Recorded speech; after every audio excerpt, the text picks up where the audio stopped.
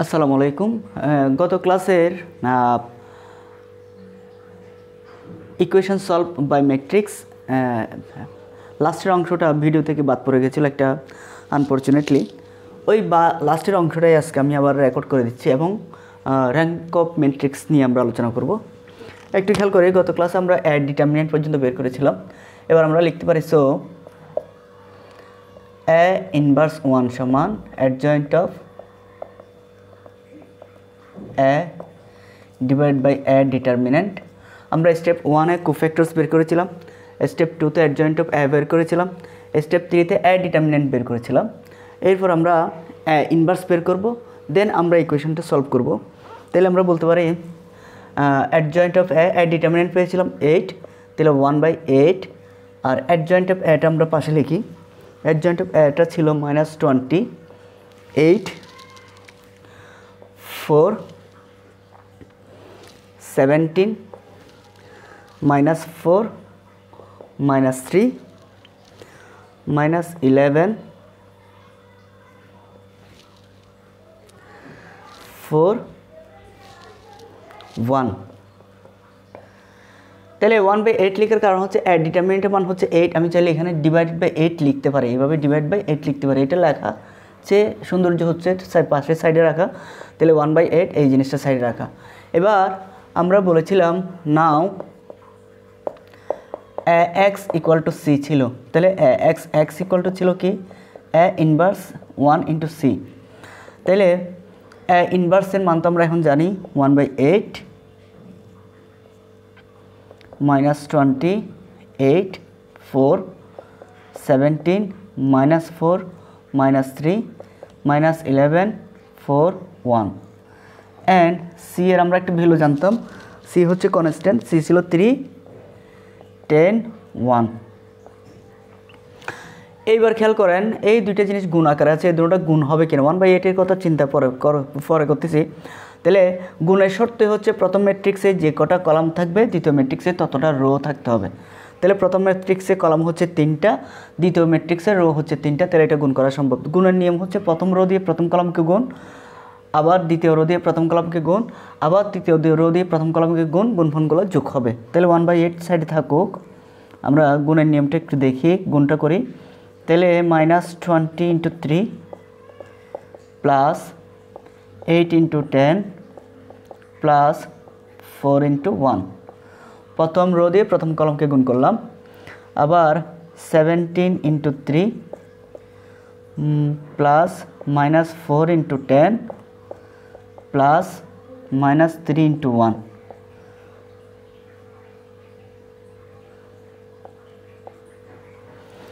আবার -11 × 3 plus 4 × 10 plus 1 × 1।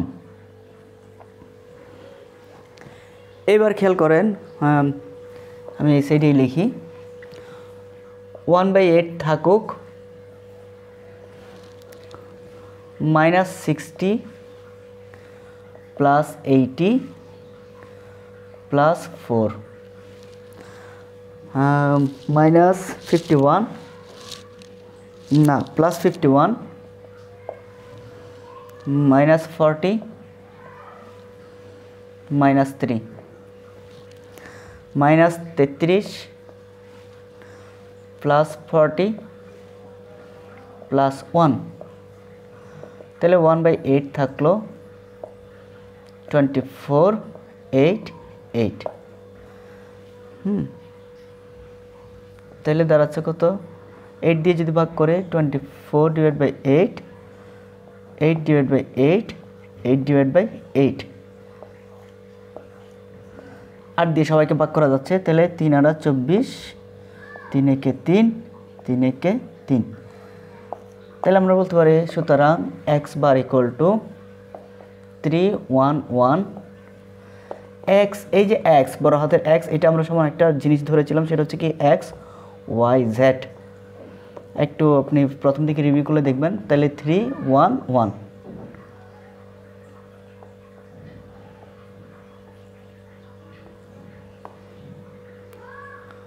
So বলতে পারি x equal to 3, y equal to 1 and z equals to 1। তাহলে এই হলো আমার এক্স ওয়াই জেড সমীকরণ কীভাবে সমাধান করে ম্যাট্রিক্সের মাধ্যমে, সেটাকেই বলে ক্যামার্স রুল বা ইকুয়েশন সলভিং বাই ম্যাট্রিক্স। তাহলে এই ম্যাথটা যদি আপনি মনোযোগ দিয়ে দেখেন, এই টাইপের যতগুলো ম্যাথ দেখবেন সবগুলো একই স্টাইল করতে পারবেন। এবার আমরা র্যাঙ্ক অফ ম্যাট্রিক্স নিয়ে কথা বলবো। এবার র্যাঙ্ক অফ ম্যাট্রিক্স, এই র্যাঙ্ক অফ ম্যাট্রিক্সটা বিষয়টা ইম্পর্টেন্ট খুব বেশি, এখান থেকে একটা ম্যাথ র্যাঙ্কের ম্যাথ আসতেই পারে। র্যাঙ্ক অফ ম্যাট্রিক্স যদি আমাকে জানতে হয়, আমাকে 3টা শর্ত ভালো করে জানতে হবে। এই 3টা শর্ত আপনাকে মুখস্থ করতেই হবে, জানতেই হবে, তাইলে আপনি র্যাঙ্ক অফ ম্যাট্রিক্স নির্ণয় করতে পারবেন। আন্তাজি র্যাঙ্ক অফ ম্যাট্রিক্স করা যাবে না। র্যাঙ্ক অফ ম্যাট্রিক্সের প্রথম যে শর্তটা সেটা হচ্ছে, যদি আমরা ডিটারমিনেন্ট এভাবে ডিটারমিনেন্ট বের করি না প্রথম রো থেকে, ওটার মান যদি শূন্য না হয়, মানে শূন্য না হলে, অর্থাৎ ডিটারমিনেন্ট যদি নট ইকুয়াল টু 0, অর্থাৎ ডিটারমিনেন্টের মান নট ইকুয়াল টু 0 মানে যে কোনো 1 হতে পারে, 2 হতে পারে, যে কোনো মান হবে, কিন্তু শূন্য হবে না। যদি শূন্য না হয় তাহলে ম্যাট্রিক্সের ক্রমযত র্যাঙ্ক তত। ক্রম মানে যদি 3/3 র্যাঙ্ক ম্যাট্রিক্স হয় তাহলে র্যাঙ্ক হবে 3, যদি 2/2 ম্যাট্রিক্স হয় তাহলে র্যাঙ্ক হবে 2। এভাবেই মানে যদি ডিটারমিনেন্টের মান শূন্য না হয়, তাহলে প্রথম শর্তটা আপনাকে মনে রাখতে হবে, যদি শূন্য না হয়, যদি শূন্য না হয় অর্থাৎ যে কোনো ভ্যালু হইলে, ডিটারমিনেন্টের মান যে কোনো ভ্যালু হইলে, শুধু শূন্য না হইলে হবে। দ্বিতীয় নম্বর এবং তৃতীয় নম্বর শর্ত হচ্ছে, যদি শূন্য হয়, যদি কি হয় শূন্য হলে, যদি শূন্য হলে, তাহলে শূন্য হয়ে গেলে 1 নম্বর র্যাঙ্ক শর্তে পড়ে না, 2 নম্বর 3 নম্বর শর্ত।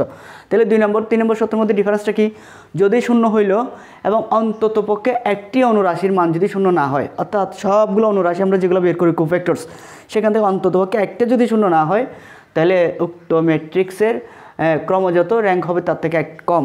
আর যদি ডিটারমিনেন্টের মান শূন্য হইল, বাকি সবগুলো অনুরাশির মান, অর্থাৎ যে এটা আমরা 3/3 ম্যাট্রিক্সের 9টা সেল বের করে, 9টা কোফ্যাক্টরস বের করি, প্রত্যেকটা কোফ্যাক্টরসের মান যদি শূন্য হয়ে যায়, তাহলে তখন র্যাঙ্ক হবে উক্ত ম্যাট্রিক্সের ক্রম থেকে 2 কম। তাহলে র্যাঙ্ক অফ ম্যাট্রিক্সের শর্ত হচ্ছে 3টা। একটা হচ্ছে যদি শূন্য না হয় তাহলে প্রথম টার্ম, আর যদি শূন্য হয়ে যায় তাহলে দ্বিতীয় এবং তৃতীয়, দেখতে হবে কোনটাতে পড়ে। এবার আমরা 3টা শর্ত দিয়ে 3টা ম্যাথ করে দেখব যে আসলে কীরকম, একটু খেয়াল করি। এবার প্রথম শর্তটা খেয়াল করেন, আমরা যদি কোনো ম্যাট্রিক্সের মান শূন্য না হয় তাহলে উক্ত ম্যাট্রিক্সের ক্রমযত র্যাঙ্ক তত। আমরা একটা ম্যাথ, আমাকে বলা হলো find the rank of following matrix. আমাকে একটা ম্যাট্রিক্স দিয়েছে 3/3 ম্যাট্রিক্স 1 0 0 0 1 0 0 1 1। তাহলে আমাকে এখান থেকে র্যাঙ্ক বের করতে বলেছে। আমি বললাম এটা লেট, এটাকে ডিনোটেট করলাম ইকুয়াল টু এটা। তাহলে এবার আমি ডিটারমিনেন্ট, গত ক্লাসও ডিটারমিনেন্ট কীভাবে করে, প্রথম রো থেকে ডিটারমিনেন্ট করে। তাহলে ডিটারমিনেন্টের ক্ষেত্রে ভ্যালুটা সহ নিতে হয়। তাহলে প্রথমটা প্লাস, পরেরটা মাইনাস, পরেরটা প্লাস। প্রথমটা 1 1 এই বরাবর রো বাদ, এই বরাবর কলম বাদ। তাহলে 1 × 1 মাইনাস 1 × 0। তাহলে প্রথম অংশ বাদ, এরপর প্রথমটা প্লাস, পরেরটা মাইনাস, পরের ভ্যালু হচ্ছে 0 0 × এই বরাবর বাদ, এই বরাবর বাদ। তাহলে 0 × 1 মাইনাস 0 × 0। এরপর তৃতীয় নম্বর হচ্ছে প্লাস প্লাস 0, তাহলে এই বরাবর বাদ, এই বরাবর বাদ। তাহলে হচ্ছে কি 0 × 1 মাইনাস 0 × 1। এবার 1 × 1 1, এদিকে 0 মাইনাস 0 0 মাইনাস 0 × 1 0 0 0 0 প্লাস 0 1 × 0 0 0 × 1 1 0। তাহলে এই অংশটা পুরোটাই 0, অংশটা পুরোটাই 0। এখানে 0 থেকে 1 থেকে 0 বাদ দিলে 1, তাহলে 1 1 1। এগুলো মাইনাস লেখা, 0 ক্ষেত্রে মাইনাস লেখে না, প্লাস 0 প্লাস 0, তাহলে ভ্যালু হচ্ছে 1। তাহলে যেহেতু ডিটারমিনেন্টের মান 1 হয়ে গেছে, তাহলে বলতে পারে this is 3/3 matrix and determinant not equal to 0, অর্থাৎ এর মান শূন্য না হয়, অর্থাৎ এর মান শূন্য না, এর মান শূন্য না, যে কোনো কিছু, সেটা প্লাস হইতে পারে মাইনাস হইতে পারে, কিন্তু শূন্য না। তাহলে উক্ত ম্যাট্রিক্সের র্যাঙ্ক হচ্ছে, ক্রম হচ্ছে 3/3। সো র্যাঙ্ক অফ ম্যাট্রিক্স হচ্ছে আর ইকুয়াল টু 3। এটা হলো প্রথম শর্ত। এবার আমরা দ্বিতীয় শর্ত বলেছিলাম, যদি ডিটারমিনেন্টের মান শূন্য হয়ে যায়, তাহলে আমরা দেখব যে অন্যান্য কোনো অনুরাশির মান শূন্য না হয় কিনা, তাহলে তখন র্যাঙ্ক হবে ক্রম থেকে 1 কম। আর যদি সবগুলো অনুক্রমের মান শূন্য হয়ে যায়, তখন র্যাঙ্ক হবে ক্রম থেকে 2 কম। দ্বিতীয় নম্বর, তৃতীয় নম্বর শর্ত আমরা একটু দেখি। এবার 2 নম্বর শর্ত দেখেন, যদি কোনো ম্যাট্রিক্সের ডিটারমিনেন্টের মান শূন্য হয় এবং অন্ততপক্ষে একটি অনুরাশির মান শূন্য না হয়, তাহলে উক্ত ম্যাট্রিক্সের ক্রমযত র্যাঙ্ক তত। এই ক্ষেত্রে গিয়ে আমাকে একটা ম্যাট্রিক্স দিল 1 -1 1 2 1 -1 2 -1 1 10। তাহলে আমরা এটাকে বললাম এ ম্যাট্রিক্স ধরলাম। ধরে এ ডিটারমিনেন্ট বের করলাম, এ ডিটারমিনেন্ট বের করা হয় প্রথম রো থেকে, তাহলে প্রথম বের হচ্ছে -1 কিন্তু পজিটিভ -1, তাহলে এই বরাবর -1 ইন্টু 10 -1 ইন্টু 2, দ্বিতীয় অংশ হচ্ছে -1 এই বরাবর 1 ইন্টু 10 -1 ইন্টু 2 অ্যান্ড +2 এই বরাবর 1 ইন্টু 1 -1 ইন্টু -1, এবার প্লাস মাইনাসে -1, এদিকে -10 -2, এদিকে -1 থাকলো 10 মাইনাস আছে +2 থাকলো 1, একে 1 মাইনাসে প্লাস আবার মাইনাস, তাহলে 1 -1, তাহলে -1 ইকুয়াল টু -12, এদিকে -1 ইন্টু +12, এদিকে 2 ইন্টু 0, তাহলে এটা হচ্ছে 0, এটা হচ্ছে -12, এটা হচ্ছে +12, তাহলে 12 থেকে 12 বাদ দিলে 0। এবার হয়ে গেল ডিটারমিনেন্টের মান 0। ডিটারমিনেন্টের মান 0 হয়ে গেলে শর্ত আসে গেলো দুইটা, দ্বিতীয় নম্বর এবং তৃতীয় নম্বর। এবার দেখতে হবে আমাকে অন্তপক্ষে একটা অনুরাশির মান 0 না হয় কিনা। যদি অন্তপক্ষে একটা অনুরাশির মান 0 না হয় তাহলে র্যাঙ্ক হবে 1 কম, আর যদি প্রত্যেকটা অনুরাশির মান 0 হয়ে যায় তখন র্যাঙ্ক হয়ে যাবে 2 কম ক্রম থেকে। তাহলে ডিটারমিনেন্টের মান 0, now we have to calculate 1 মাইনরকে আমি বি ডিটারমিনেন্ট বললাম। 1 মাইনর মানে যে কোনো একটা রো যে কোনো একটা কলম বাদ দিয়ে দেন, অর্থাৎ একটা রো একটা কলম বাদ দিয়ে দিলাম, এটা রো কলম বাদ দিয়ে দিলাম, তাহলে থাকলো এই 4টা অংশ, এই 4টা অংশ নিয়ে একটা ম্যাট্রিক্স দাঁড়ালো ডিটারমিনেন্ট। তাহলে গুণ করলে হচ্ছে -10 -2, তাহলে -12, যেটা 0-এর সমান না, 0 না হলেই হয়েছে। তাহলে যেহেতু একটা অনুরাশির মান 1 মাইনর মানে হচ্ছে কি যে কোনো একটা রো, আপনি এই 4টা নেন, এই 4টা নেন, এই 4টা নেন, এই 4টা নেন, যে কোনো একটা অনুরাশি বাদ দিয়ে 4টা নিলে হবে, তো 3/3 থেকে বাদ দিয়ে 2/2 করে ফেললে হবে। তাহলে -12 হয়ে গেছে মানে 0 হয়নি, তাহলে র্যাঙ্ক হবে ক্রম ছিল 3/3 ম্যাট্রিক্স, সেখান থেকে 1 কম, তাহলে 2। এবার আমরা 3 নম্বর শর্তটা একটু ট্রাই করে দেখব।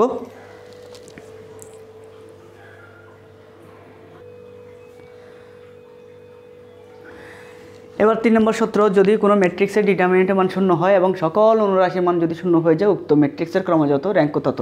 তাহলে আমাকে একটা ম্যাট্রিক্স দিল 1 2 3 2 4 6 3 6 9, এটার আমি ফার্স্টে এটাকে লিখ দিলাম এ, এবং ডিটারমিনেন্ট বের করলাম ফার্স্ট রো থেকে, দেখতেছি 0 হয়ে গেল। তাহলে যখন 0 হয়ে গেছে তখন আমাকে প্রত্যেকটা অনুরাশির মান বের করতে হবে। তখন আমি দেখতেছি একটা অনুরাশির মান 4 নং 36, 6 নং 36, 6টা 0 হয়ে যাচ্ছে।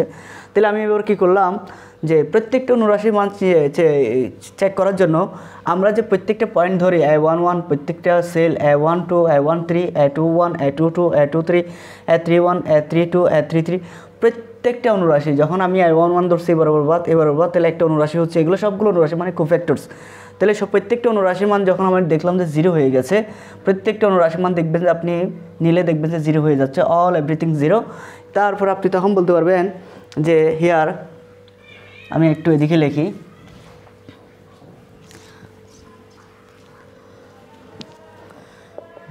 Here at determinant equal to 0 and 1 minor, যদি এটাকে বি ডিটারমিনেন্ট বলেন সেটাও 0, সো র্যাঙ্ক আর এ হবে 3 - 2 1। এটাই হচ্ছে র্যাঙ্ক অফ ম্যাট্রিক্স। তাহলে র্যাঙ্কের 3টা শর্ত, এই 3টা শর্ত দিয়ে 3টা আপনি বারবার করবেন। আজকে বেশ কিছুক্ষণ করলে র্যাঙ্ক অফ ম্যাট্রিক্স আপনার জন্য ইজি হয়ে যাবে। থ্যাংক ইউ, আসসালামু আলাইকুম।